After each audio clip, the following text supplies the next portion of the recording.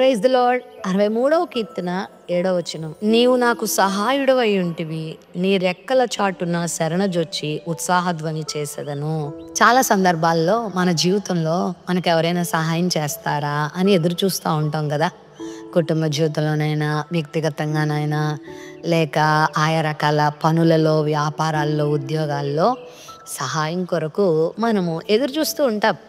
కొన్నిసార్లు మనకు ఒకరు సహాయం చేస్తారు అనుకుంటాం, కానీ వాళ్ళు చేయరు. మరొకరి ద్వారా సహాయం అందుతూ ఉంటుంది. దేవుడు మనకు సహాయం చేస్తాడంట. ఒక మాట చెప్పాలంటే, దేవుడే సహాయం చేయకపోతే ఈ లోకంలో మనకి ఎవరి నుండి సహాయం అందదు. మనకి ఎవరైనా ఈ లోకంలో సహాయం చేస్తున్నారు అంటే అర్థం ఏంటో తెలుసా?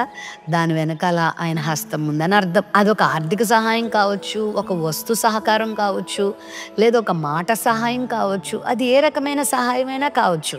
తల్లిదండ్రుల నుండి అయినా కావచ్చు, బిడ్డల నుండి అన్నా కావచ్చు, బంధుమిత్రుల నుండి అన్నా కావచ్చు. కొన్నిసార్లు మనం ఎరగని వారి నుండి కూడా మనకు సహాయం అందుతూ ఉంటుంది. ఎలాగో తెలుసా? ప్రభు మనకు సహాయం చేస్తేనే. అవును ప్రియులారా, ఈ లోకంలో మనము తల్లి గర్భంలో పడడానికి సహాయం చేసిందే ప్రభు. ఈ లోకంలో జన్మించడానికి కూడా మనకు సహాయపడింది ఆయనే.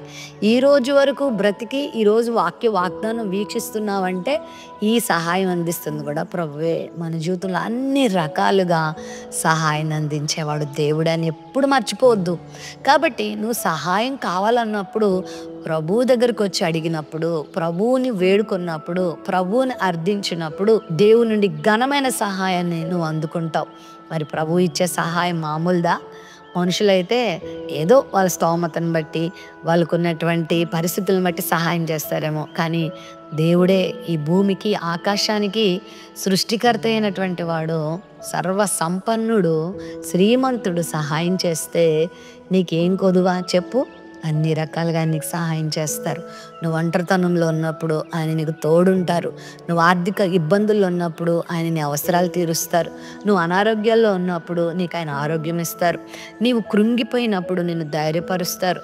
నువ్వు ఆయా రీతులుగా శ్రమల ఒత్తిడిలో ఉన్నప్పుడు ఆయన నిన్ను లేవనెత్తుతారు. ఒకటి కాదు, రెండు కాదు, ఎన్నో సహాయాలు ఆయన చేస్తారు. అదే విషయాన్ని ఇక్కడ భక్తుడు అంటున్నాడు, నీవు నాకు సహాయముగా ఉంటివి కనుక నేను నీ రెక్కల చాటున శరణజొచ్చి నీకు ఉత్సాహధ్వని చేస్తాను. అందుకే నేను నీ రెక్కల చాటున ఉండిపోతాను ప్రభువా. నేను ఉండేది ఇంకా నీ రెక్కల బయట కాదు, నీ చెంతనే, నీ చాటునే నేనుండి నా పని ఏంటంటే నీ సహాయాన్ని అందుకుంటూ నీకు నేను ఉత్సాహధ్వని చేస్తున్నాను. నిజంగా ఆ కృతజ్ఞతాభావం నీకుంటే ప్రభువుని ఎప్పుడు స్తుతిస్తావు, ప్రభువుని ఆరాధిస్తావు. నీకు కలిగిన చిన్న చిన్న సహాయాలకు కూడా నువ్వు దేవుని ఎంతగానో స్తుతిస్తావు, ఆరాధిస్తావు.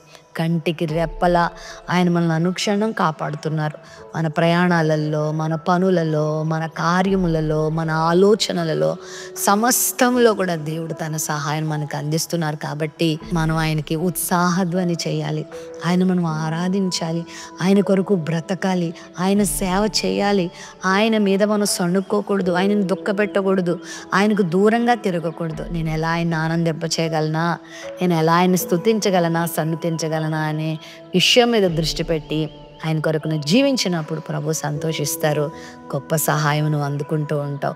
ప్రేమ నమ్మకం కలిగిన మా తండ్రి, నువ్వు మాకు ఎంత సహాయకుడవు. ఈ లోకంలో నీలా మాకు సహాయపడేవారు ఎవ్వరూ లేరు నాయన. ఈ వాగ్దానాన్ని వీక్షించండి నీ బిడ్డల జీవితంలో నాయన, ఈ దినం ఏ సహాయం కావాలన్నా నీ బిడ్డలకు అందించండి, అందించండి, అందించండి. పరలోకపు ద్వారాలు తెరిచి నాయన ప్రతి ఒక్కరికి నీ సహాయం అందించండి దేవా. ఆధ్యాత్మికంగా, శారీరకంగా, కుటుంబపరంగా, మానసికంగా ఏ రకమైన సహాయం బిడ్డలకు అవసరమైందో ఆ సహాయాన్ని అందించి బిడ్డలను బలపరిచి దీవించమని యేసు నామములో ప్రార్థిస్తున్నాం తండ్రి. ఆమెన్.